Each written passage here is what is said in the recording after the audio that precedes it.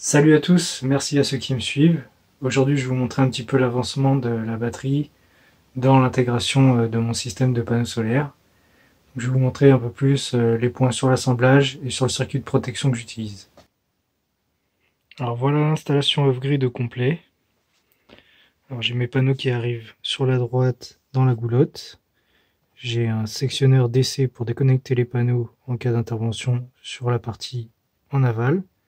Le régulateur de charge pour la batterie qui est là-dessous à base d'accu lithium de récupération avec son circuit de protection connecté et configurable en Bluetooth, et l'onduleur qui est connecté sur un différentiel qui redistribue sur les prises dans la maison. Je vais vous montrer un peu plus en détail les soudures sur la batterie. On va les voir ici. Du coup, j'ai réalisé des bus bars avec du câble 6 mm carré et j'ai soudé des fils fusibles directement sur le bus bar. Donc là, j'ai 60 cellules en parallèle. J'ai 7 x 60 cellules dans ce pack, soit 420 cellules. Elles sont toutes supérieures à 2000 mAh, donc j'ai un peu plus de 120 Ah, mais comme je les utilise pas sur toutes leurs plages de test que l'on effectue au BTC 3100, du coup je considère que c'est un pack de 25 volts 120 Ah. Alors, voilà le circuit de protection que j'utilise, le BMS connecté DALI. Alors ici j'ai pris un BMS pour ion lithium, donc 7 cellules en parallèle, 24 volts. Il va jusqu'à 100 Ah. Donc le port de charge et de décharge est commun. Donc du coup j'ai le régulateur de charge qui vient directement sur la bande P-. Donc ça c'est la partie protégée du BMS qui est déconnectée en cas de problème. Et il y a aussi la sortie qui est connectée vers l'onduleur qui est connectée sur le port protégé. Ensuite, il y a le câble B- qui est connecté au négatif de tout le pack. Et tout le pack est connecté ensuite en série. Donc ici je vais vous montrer. Alors pour l'assemblage du pack, j'ai juste fait des cosses que j'ai assemblées avec des vis et écrous.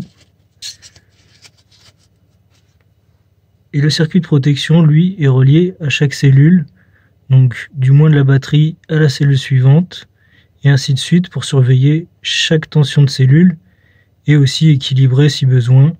Donc ici, le courant d'équilibrage est de 30 mA, c'est assez faible, mais déjà quand le pack est bien équilibré, quand on n'a pas trop de différence de capacité entre les cellules, pour l'instant, j'ai jamais eu besoin de connecter un circuit d'équilibrage supplémentaire et plus costaud que ça. Donc sur ce BMS, on peut y connecter plusieurs accessoires, un petit écran d'affichage de l'état de la batterie, avec le bouton de mise en route, très pratique parce que, comme je l'ai vu sur différents sites, c'est vrai qu'il n'y a aucune LED sur le BMS, on ne sait pas s'il fonctionne, c'est assez embêtant. Du coup, quand on n'arrive pas à communiquer avec le petit module Bluetooth qui est là, moi j'ai réussi enfin à me connecter puisque sur mon téléphone LG assez récent, l'application ne renvoyait rien, j'ai jamais réussi à me connecter. Peut-être qu'il y a quelque chose à creuser ou une mise à jour à faire quelque part, mais j'ai installé l'application sur un téléphone précédent et je vais vous montrer comment ça fonctionne. Alors, du coup, je vais lancer l'application sur mon téléphone, le Bluetooth est activé. Dès qu'on l'ouvre, dans les premières secondes en principe, on retrouve le module, le DALI. Lorsqu'on ouvre l'application, on tombe directement sur l'état de charge de la batterie, les différents paramètres tension totale et courant instantané. Donc ici je tire peu sur la batterie, j'ai très peu de consommateurs en ce moment. Les tensions minimales, maximales de chaque cellule, la différence maximale de tension entre la cellule la plus chargée et la moins chargée, et la puissance instantanée soutirée ou injectée dans le pack. J'ai pas d'alarme de défaut, le circuit de protection est équipé d'un capteur de température, je l'ai plongé au milieu du pack, donc on a 19 degrés au milieu du pack. Là, vu qu'on tire pas dessus et qu'on charge pas beaucoup, c'est normal qu'il est à température normale. Ensuite, vous pouvez régler les paramètres essentiels de votre batterie. Donc la protection en surtension pour chaque cellule. Donc ici il est réglé à 420, la protection en sous-tension ici à 270. Donc moi, en fin de compte, ces protections sont vraiment l'ultime recours, puisque le régulateur va charger jusqu'à une tension beaucoup moindre que celle-ci.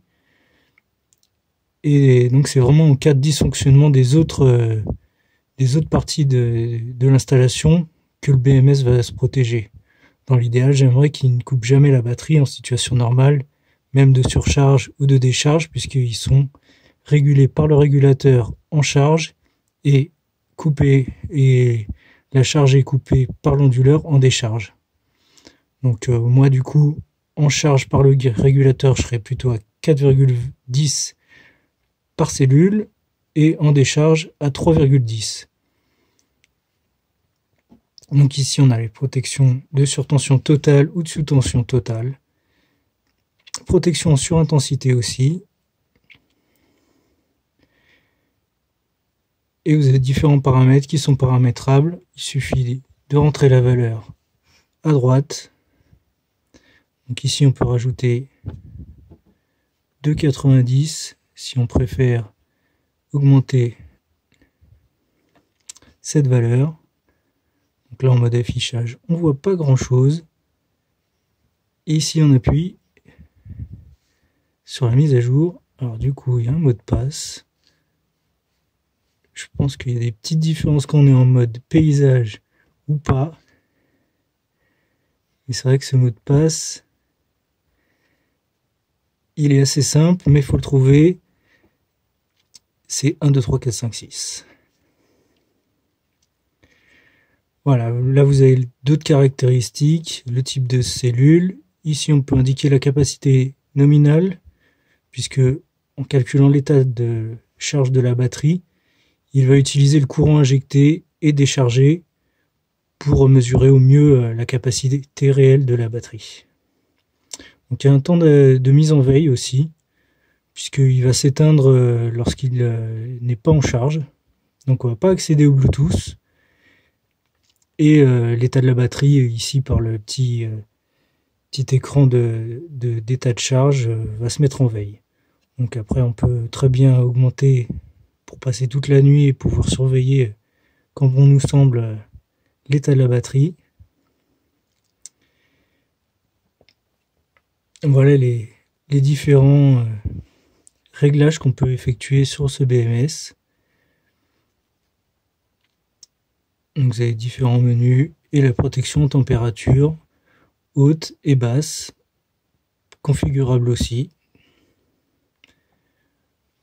Voilà un petit peu tout ce qui est configurable par l'application.